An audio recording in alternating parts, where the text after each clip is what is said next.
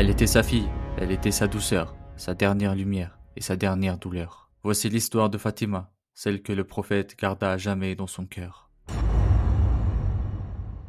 Fatima est née dans une époque de feu et de rejet. Son père, Mohammed sallallahu alayhi wa sallam, venait de recevoir la révélation. Mais à la Mecque, la vérité se payait cher. Elle n'a pas grandi dans l'insouciance, elle a grandi entre la poussière, la faim et le silence d'un père qui rentrait blessé, mais jamais en vain. Un jour, alors que le prophète priait devant la Kaaba, des hommes ont jeté sur lui les entrailles d'un animal. Il riait. Elle a couru, elle a pleuré, elle a essuyé le sang.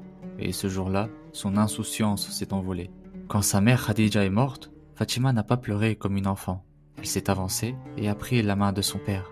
Et dès ce jour, elle est devenue son pilier. Le prophète alayhi salatu wassalam l'appelait Abiha, qui signifiait la mère de son père, parce qu'elle veillait sur lui.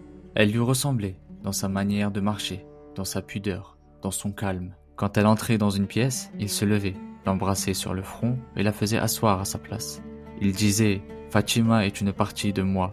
Ce qui lui fait mal, me fait mal. » Plusieurs hommes vinrent demander sa main, des hommes riches, respectés. Mais le prophète alayhi salatu wassalam disait non, pas par mépris, mais parce que Fatima ne pouvait être donnée à n'importe qui. Puis un jour, Ali entra. Il n'avait ni richesse, ni maison, mais il avait le cœur droit. Il n'osa presque pas parler, mais le prophète comprit. Il regarda sa fille et lui demanda « Ma fille, acceptes-tu ce mariage ?» Fatima baissa la tête et sourit. Ce sourire fut son oui. Ils se marièrent dans la simplicité, un matelas, un broc d'eau, une couverture et une maison bénie. Fatima cuisinait, nettoyait, broyait le grain.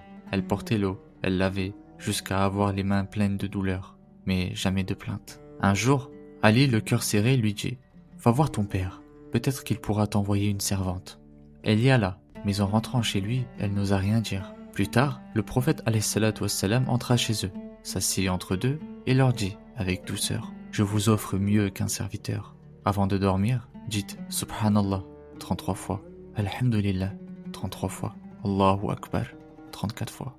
Et depuis ce jour-là, elle n'en reparla plus. Ils eurent des enfants, Hassan, Hussein, Kulthum et Zainab. Le prophète alayhi salatu wassalam passait chez eux presque chaque jour, jouait avec ses petits-enfants, riait et priait dans leur maison. Puis un jour, la maladie arriva.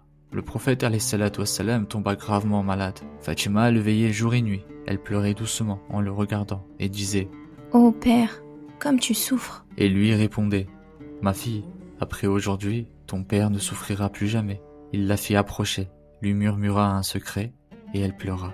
Puis il lui dit autre chose et elle sourit. Après sa mort, elle révéla Il m'a dit qu'il allait mourir